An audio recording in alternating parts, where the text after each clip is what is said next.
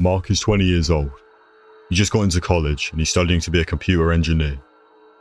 Mark has loved computers and technology ever since he was a little boy, but especially computers. To Mark, it's fascinating how computers are part of a complete, self-sufficient universe, especially since the internet became a reality available to everyone. Not to mention the mysterious dark web, which is even more extensive than the legal surface web. Mark also loves video games for that exact reason. They are worlds and experiences on their own, and some of those games are very abstract and different from everything we're used to. And of course, the video game characters. To Mark, it's always exciting and even disturbing to think about what makes something or someone real. The young man has discussed the subject with his best friend, Brody. Have you thought about this? The video game character Super Mario from Nintendo is loved by millions. People like you and me, who played and still play his games, shared adventures with him, associate a type of personality with him. It's not just because of the games. Super Mario is genuinely liked as if he was a friend or a family member. Yet, he isn't real. Or is he? Maybe through some kind of thought projection, we actually made him real, Mark says to Brody. What do you mean? That Super Mario is self-aware or something? Brody asks. Why not? At least as self-aware as we human beings are. Which is not saying much, I guess. Look around you, man. Everyone's following a pattern. Like pieces or devices of a machine. Like a computer program. Observe people walking in the street, driving their cars and going to the subway, cheering their favourite basketball team, or whatnot. It's like we're all being driven, conducted by some kind of intelligence. There's no individuality. It's all part of a preordained project, and we follow the impulses that keep this factory called life working. Mark explains his points of view. Wow, dude, that's too much philosophy to start the day. Yeah, I get it. Is there a God? What's the meaning of life? Who are we? Etc, etc. In all honesty, I really couldn't care less if this is computer programming, a divine intervention, extraterrestrial technology, or nothing like that at all. In the end, I just want to be healthy and happy. Knowing all that stuff will not prevent me from dying like anyone else. Fools and sages end up the same way. Dead. Brody's answer ended up being quite philosophical too. Well, you do have a point, Brody. Mark concluded as the two friends finished their conversation and the lunch they were sharing. As weeks went by, such ideas became an obsession to Mark. But not in a good, old-fashioned, philosophical manner. The young man was feeling paranoid. On a particular evening, Mark's over-analytical thoughts were too active. The sun had gone down hours ago, but the oppressive darkness lingered in the air. Mark didn't know what was happening, but somehow he felt something was terribly wrong.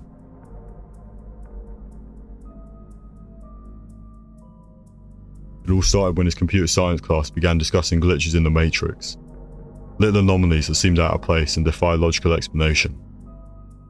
He knew at once this wasn't a coincidence. It was a warning sign of something far more sinister lurking beneath the surface. Mark felt like he was being watched, but not just that night. It was like Mark had an epiphany, became precisely self-aware, like a young boy who finds out that Santa Claus doesn't exist. At first, it may be a shocking revelation, but then, even the young boy realizes that deep inside, his brain always knew that Santa Claus didn't exist. On the other hand, there are some revelations and truths that we'd rather avoid knowing, like all the terrible things that human beings are capable of doing to each other, and to their surroundings. But once again, it's like when we start, as kids, learning all that. Our reptilian brain, primitive subconscious, already knew. Even though it's painful and scary to admit. That's how Mark felt. So it's not like Mark was losing his mind. Not at all. He didn't do drugs, didn't even drink a lousy beer, not even an occasional cigarette. And he was a happy young man, an only son, living with his two parents, whom he loved. Not to forget his cat, Chuck Norris. Out of the blue, Mark knew that something was watching him, and everything, and everyone. I know you're there. I'm finally able to sense you, Mark said, almost celebrating that fact. like a scientist who made a fantastic discovery. And Mark was far from being an obtuse young man. He was also interested in spirituality, magic, and ancient mythology. He believed that spirituality and magic were hidden technology, and he thought ancient history and mythology were great sources of knowledge regarding who or what created the universe. Mark was particularly interested in the archons, entities described by ancient Gnostics as creatures who developed the material universe as a way to trap souls and the energy that builds them, which otherwise would roam free through multi-dimensional possibility. I mean, this is such a creepy idea, but on the other hand, it's so simple and even rational. That's what life itself is all about, to control and to submit, Mark thought to himself. That same night, Mark decided to meditate. It wasn't the first time that he was doing so, but the young man had a natural feeling that something was about to reveal itself, as if his subconscious mind, his sixth sense, was trying to send him a message. From beyond, but also so close. Too close, perhaps. As Mark was now immersed in this self-conscious, deep, meditative trance, his eyes opened. After a few minutes, he started seeing flashes going on and off. This is all happening in Mark's half-darkened bedroom. Excited but trying his best to remain calm, Mark didn't lose his concentration, and eventually as minutes passed, he could distinguish two humanoid figures, and they were huge. When they finally completely materialized, Mark was terrified to see they both had snake-like heads. The two creatures were also wearing shiny silver clothes, and one of them grabbed Mark. Then, the two giant snake humanoids revealed two small devices. Each had its own and they clicked on them. Within a second, Mark was transported somewhere else, with the creature still by his side. Mesmerized, Mark realized he was in a big, large and bright oval-shaped room. The walls appeared to be made of some kind of smooth metal. "Hello, young Mark. Welcome to our spaceship," one of them at least, one of the reptilian creatures said. "I think I'm having a dream. Or nightmare. In any case, this is awesome," Mark said. More to himself than to his two new and enormous companions. "No, it's not a dream. Well, the whole universe is a fabricated and controlled environment," the second creature said. "Who are you? I'm sorry, but you are hideous," Mark said. "It's a matter of perspective. Prey always find their predators to be like that. Imagine how a rat sees a cat. You can call me Alpha Draco 29. My partner here is Alpha Draco 30. We are alien beings from the race of dragons." "That's just overwhelming." "Where do you come from?" Mark asked. "We come from the fourth dimension, beyond time, space and matter. These are our organic forms," Alpha Draco 29 explained. "Why did you bring me in here?" Mark asked, looking at the draconian creature's big, black and deep eyes. It was like Mark was seeing something forbidden and enigmatic. "You were very successful in trying to make contact with us. Sometimes certain human beings with developed intelligence and spirituality are able to do so. For sure, you have heard about such encounters. Many call them alien abductions. It's a truthful statement. We decided to reward you for that. This time." It was Alpha Draco 30 who spoke. His voice sounded more sinister and cold. Mark had the impression that he was the leader of the two. "Well, thank you, I guess. This is truly an amazing experience, and I feel you can tell me something about my growing paranoia, my questions and my doubts," Mark asked. "Indeed, the alleged Matrix and its glitches," Alpha Draco 30 said. "Precisely. And also, I'd like to know what your intentions are. The entire universe is our creation. It is in fact a cosmic trap.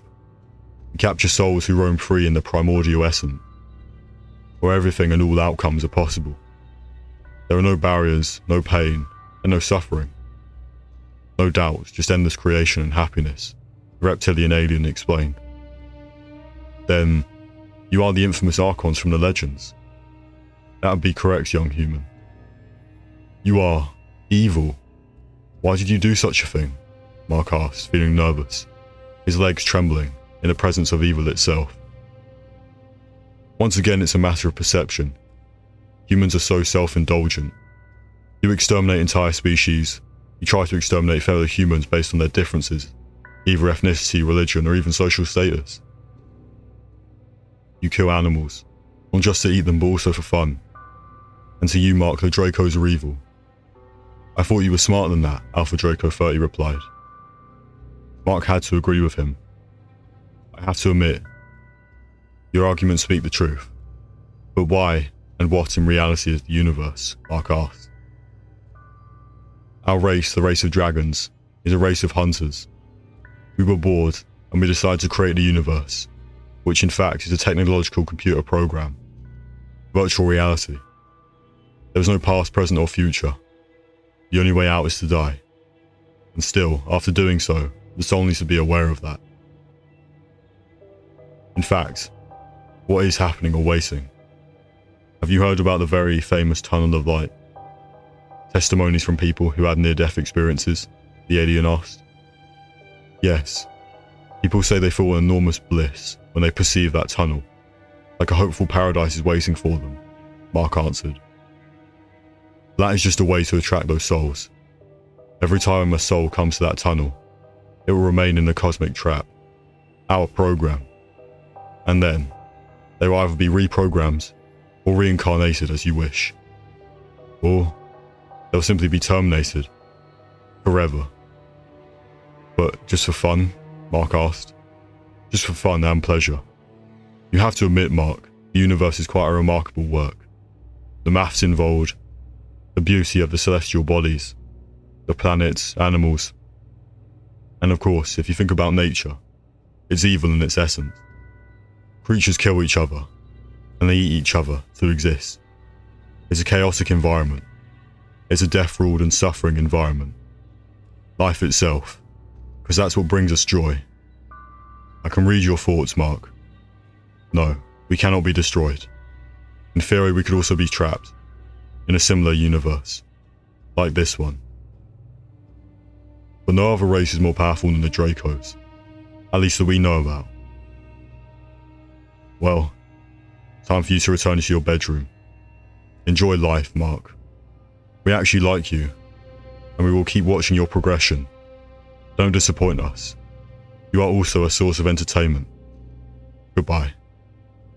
And as Alpha Draco 30 concluded his explanation, he again grabbed Mark, and now the young man was back in his bedroom. Now, he had the rest of his virtual life to think about everything he had learned, knowing that the Masters would be watching and hearing, even his deepest thoughts. Subscribe today, or